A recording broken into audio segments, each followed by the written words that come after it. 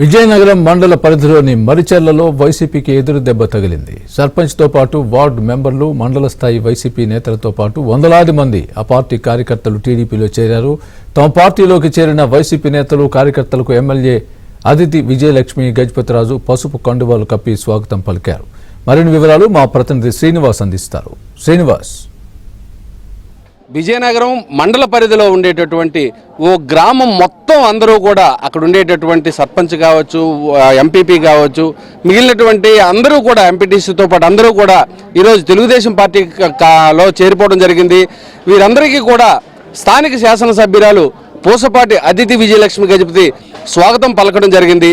అసలు ఎంత ఒక ఊరంతా కలిసి ఎన్నికలు అయిపోయిన తర్వాత ఎందుకు తెలుగుదేశం పార్టీలో చేరారు, వైసీపీకి ఎందుకు మంగళం పాడారనేటటువంటి విషయాలను వారిని అడిగి తెలుసుకుందాం. మీరు చెప్పండి, మీరు తెలుగుదేశం వైసీపీలో ఉన్నప్పుడు చాలా కీలకంగా వ్యవహరించారు. మండలంకి మీ గ్రామం అంతా కూడా ఆయువుపట్టులాగా ఉండేది.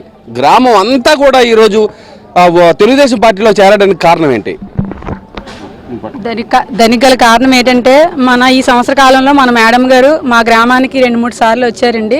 ఆ అభివృద్ధి చూసి మేము మా ఊరంతా కూడా, మా గ్రామ ప్రజలంతా కూడా మా వెన్నంటే నడిపించి మళ్ళీ తెలుగుదేశం పార్టీకి రావడం జరిగిందండి. వచ్చేటప్పుడు మేడం గారు వచ్చిన సంవత్సర కాలంలో డ్రైనేజీలు కట్టడం కానీ, సీసీ రోడ్లు వేయడం కానీ, గ్రామంలో అందరితో అటాచ్మెంట్ పెంచుకోవడం కానీ అన్ని జరుగుతున్నాయి. ఆ అభివృద్ధి చూసి గ్రామ ప్రజలందరూ కూడా మేడం గారు ఆధ్వర్యంలో మనం టీడీపీలోకి వెళ్ళిపోతే ఇంకా అభివృద్ధి మన గ్రామం ముందుకెళ్తుందని చెప్పడం మాకు కూడా ఇష్టపడ్డది మేడం గారు. ఎందుకంటే వచ్చేటప్పుడు ఆప్యాయత చూపించడం వల్ల ఏదైనా సరే మా గ్రామం ఇంకా ముందుకి ఇంకా డెవలప్ అవుతున్న ఆలోచనతో ఈ మేడం గారి ఆధ్వర్యంలో పార్టీలో జరగడం జరిగింది.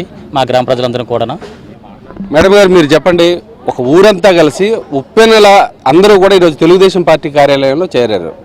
అయితే దీనికి ప్రధానంగా ఏ విధమైనటువంటి అమెండ్మెంట్స్ వాళ్ళు రావడం జరిగింది ఇక్కడికి? అంటే వాళ్ళు మన పార్టీ చేసిన విధానాలు, క్రమశిక్షణ, అభివృద్ధి, సంక్షేమం అన్నీ కూడా చూసి వాళ్ళు ముందుకు రావటం జరిగింది. మనం సంక్షేమం చూస్తుంటే మన పెన్షన్లు అయితే అద్భుతంగా ప్రజలకి గడపకి 4,000 పెన్షన్ అర్హులైన వాళ్ళందరికీ అందిస్తున్నాం. దాంట్లో మనం ఫస్ట్కే అందిస్తున్నాం. దాంట్లో ఏదైనా హాలిడే వచ్చిందంటే ముందే అందిస్తున్నాం. ఒక రోజు కూడా వెయిట్ చేయనివ్వట్లేదు. అది మనసున్న నాయకుడు మన నారా చంద్రబాబు నాయుడు గారు చేసిన విధానాలు. అలాగే మనం చూస్తుంటే విపరీతంగా మనకి కంపెనీలు వచ్చేస్తూ ఉన్నాయి. పిల్లల కోసం ఉద్యోగ కల్పన అనేది తెలుగుదేశం పార్టీయే చేయగలదనేది వాళ్ళందరికీ అర్థమైంది.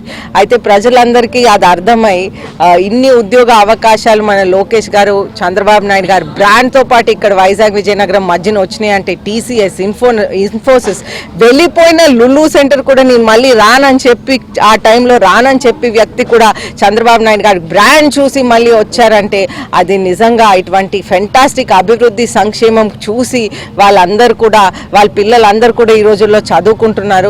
ముందు అందరు వ్యవసాయం చేసేవారు, కానీ ఇప్పుడు అందరు చదువుకుంటున్నారు. వాళ్ళందరికీ ఒక ఉద్యోగాలు కావాలంటే చంద్రబాబు నాయుడు గారే ముఖ్యమంత్రిగా ఉండాలని వాళ్ళందరికీ అర్థమై తెలుగుదేశం పార్టీని సపోర్ట్ చేయడానికి వచ్చారు. గ్రామాల్లో ఉండేటటువంటి వార్డులు కావచ్చు, గ్రామాల అభివృద్ధికి కావచ్చు, ఏ విధమైన కార్యాచరణ మీరు రూపొందిస్తున్నారు? ఎందుకోసం అంటే అందరూ కూడా మీ మీద రెట్టింపు ఉత్సాహంతో, అదేవిధంగా అభిమానంతో వీరందరూ కూడా పార్టీ మీద ప్రేమతో తెలుగుదేశంలో చేరుతున్నాం అంటున్నారు. మీరు ఏ విధంగా అభివృద్ధి చేస్తారు గ్రామాల్లో? ఇప్పుడు మన గ్రామాల్లో అయితే మనం రోడ్స్, సీసీ రోడ్స్ అయితేనేంటి, డ్రైన్స్ అయితేనేంటి, ఇవన్నీ కూడా మన తెలుగుదేశం పార్టీ వచ్చాక మళ్ళీ 5 సంవత్సరాల తర్వాత మనం మొదలు పెట్టాం. ఎందుకంటే గత ఆ టైంలో మనకి ఎన్ఆర్జీఎస్ ఫండ్ కూడా మళ్లించిన టైం. అప్పుడు సర్పంచెస్ కూడా, వారికి కూడా ఏ ఒక్క హక్కు కూడా లేకుండా పోయింది. ఇప్పుడు మనం వచ్చాక మళ్ళీ మనం సర్పంచులకు హక్కు ఇవ్వటం, వాళ్ళ గ్రామాల అభివృద్ధి చేయటానికి ఒక అవకాశం కల్పించటం అనేది నారా చంద్రబాబు నాయుడు గారు మన ముఖ్యమంత్రి వర్యులు చేశారు. మన తెలుగుదేశం పార్టీకి అభివృద్ధి ఎప్పుడైనా నిదర్శనం అని వాళ్ళందరూ అర్థం చేసుకొని వచ్చారు. సుధీర్తో Srinivas, ABN news, Vizianagaram. Over to Hyderabad studios.